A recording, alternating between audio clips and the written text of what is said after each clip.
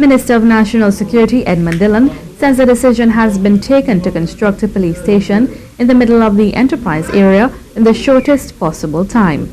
Minister Dillon was speaking in the Senate during debate on the opposition's private motion asking government to deal with the unacceptable crime level in Trinidad and Tobago. Overnight, there have been at least 2 murders in the enterprise area. A police station occupied by both members of Trinidad and Tobago Police Service and members of Trinidad and Tobago Defense Force to deal with the issues of gang warfare in the enterprise area.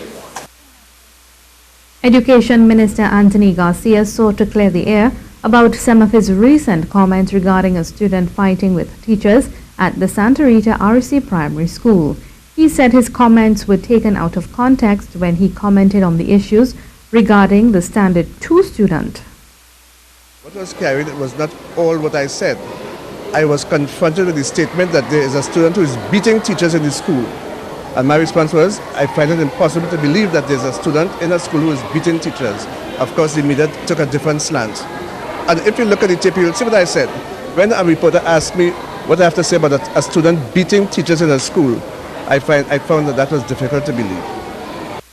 Prime Minister Dr. Keith Rowley will travel to Houston, Texas tomorrow for several rounds of energy talks with leading companies in the industry. Dr. Rowley had announced his intention to travel to Houston for the energy talks at last week's post-cabinet media briefing.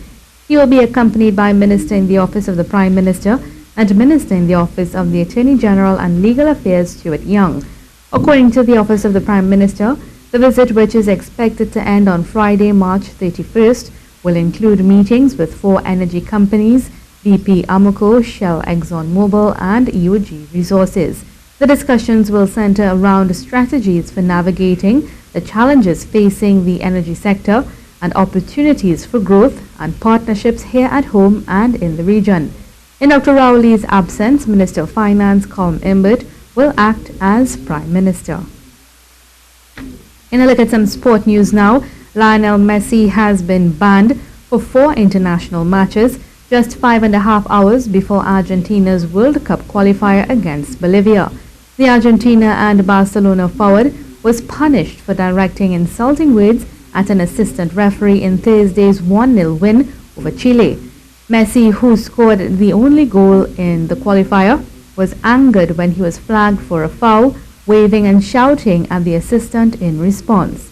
The Argentine was also fined £8,100, and Argentina are third in South American qualifying, with the top 4 teams advancing to next summer's finals in Russia.